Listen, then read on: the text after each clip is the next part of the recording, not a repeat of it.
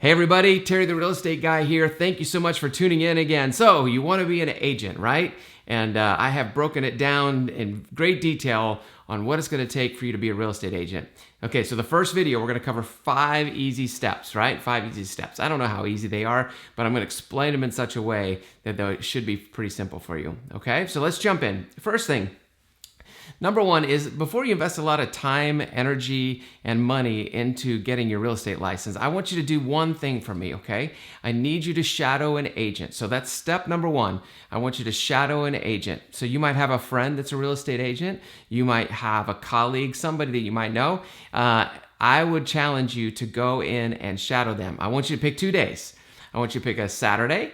That's where all the fun stuff happens, right? Saturday or Sunday where they're showing houses and writing offers. That's the stuff that everybody sees. It's the most visible part of real estate. And that's why a lot of people want to get in, right? Because I love houses. I like to show houses. But the second day can be any other day when they're doing office work and busy work and paperwork so that you understand as much as you can what it takes to be an agent. Step number 2. I am going to put a more detailed video together for you, but you need to understand how agents get paid. And it basically works like this. A real estate agent is a full commission salesperson. That means there's no base salary, there's no benefits, there's nothing. You literally get out of it what you put into it. And at the very beginning, you're going to hemorrhage a lot of money. Typically anywhere between $200 and $400 a month, depending.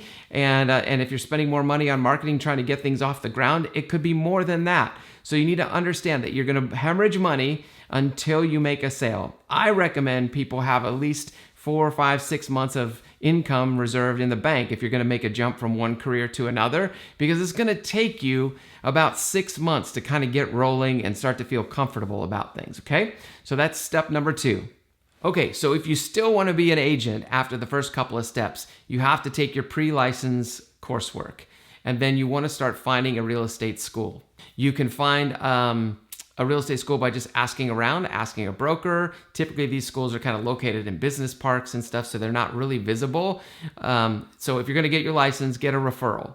Now, I'm going to tell you that in most states that I have researched, not every state, you have to check your own state out, but in most states that I've researched, you can take the online version and you can take the in-class version. Let's talk about the online version for a second.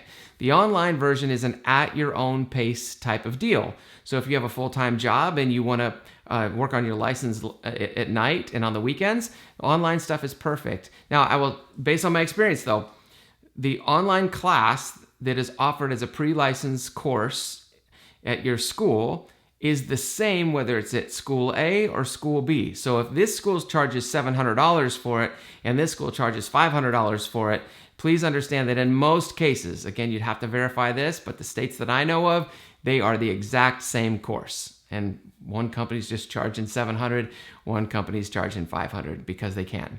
The second way to take the class is in person. So those of you that are in-person learners, then you can go in and you can take the class in person, and that can take anywhere. They have different setups. So sometimes you can go like 2 days a week, 3 days a week, 4 days a week. So just look at the local school, figure out what fits your schedule, and go. Now, how long does it take, you might ask, to get my pre-license course kind of out of the way, and then I can take the real estate exam? For me, I'll just tell you a quick story. I moved to Atlanta, Georgia to teach school. I absolutely hated my boss. It was the first boss I'd ever hated. I had taught for 9 years, and I was kind of flirting with doing something different for a couple of years anyway, and this just kind of threw me over the edge. And maybe some of you are like that. You've got a corporate job that you're like, I got to get out of here. Well, what I did is I went home at night and I worked on it. And every time I had a bad day at work, I would go in and I would work till 10, 11, 12 o'clock at night, sometimes 2 o'clock in the morning on the weekends, just to get my real estate exam done. And that took me 2.5 months. So anywhere between 3 and 6 months would be considered normal if you're doing it online, particularly if you're doing it part-time, okay? So the last way to take the class is this crazy way called, I don't know, it's the Jet Express of real estate exams, right? So you go in and you go from 8 in the morning until 8 o'clock, 9 o'clock at night, 6 days, sometimes 7 days a week for 3 weeks. The great part about that is you finish your coursework in 3 weeks and you're ready to take the state exam. The hard part about that is there's a lot of information being jammed down your throat for 3 solid weeks, and retention becomes difficult sometimes. 4, you want to schedule your real estate exam. So if you've been able to get through your pre-license exam, now you can schedule your real estate exam. But before you do that, I want to give you one big, huge tip. Most of the real estate schools have what's called a cram course or a cram session or whatever, and it's typically a 1 or 2 day intensive where you go into the real estate school, person to person, right? It's typically a classroom setup, and they teach you what you need to know for the test.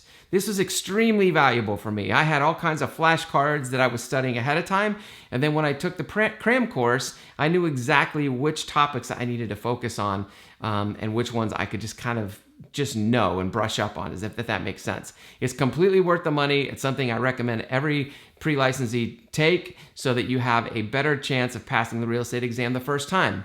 That leads me to my next point. If you fail the first time, don't be discouraged. It happens a lot. It is the hardest test you will ever take in your life, unless you took a pre-med test or the MCATs or the law school admission test, right? I think those could be harder, but the real estate exam is basically a miniature piece of law that deals just with real estate, and it is a hard test. It's multiple choice typically, and in those multiple choice questions, 3 of them could be really, really close together, and you have to know about why this one answer is the correct answer when it looks like many of them could be the correct answer. All right, congratulations, you passed your pre-license exam. You're now a real estate professional. So what do you do next? Well, unfortunately, the Real Estate Commission says that you have to hang your license, which is an old school term for putting your license with a broker. You have to hang your license with a broker. Well, how do you do that? How do you find the right broker? Well, you're going to want to go and you're going to interview several. And you want to walk into the broker's office, have a meeting with that broker, and just say, I just passed my real estate exam. What do I do next? What does your office provide new agents like me? And you need to talk to 4 or 5 brokers. Sometimes you can do this actually ahead of the class or during the time that you're taking the class. But if you wait till the end, this is the step that you need to take. It's incredibly important that you find an agency or an office or a giant brokerage that will train you and teach you how to be successful, from a beginning agent that knows nothing all the way up to the top producing agents that are selling a ton of real estate, okay? So that is what you need to find. All right, that is the end of this video. I want you to click on the next one. So this was the one to get you to your license. Now let's get you to being a real estate professional in 5 easy steps, and we'll go from there. If you like this video and you think it provided value to you, would you do me a huge favor and subscribe to my channel and like the video? That will help other people across YouTube find it and bring value to them too. All right, see you in the next one.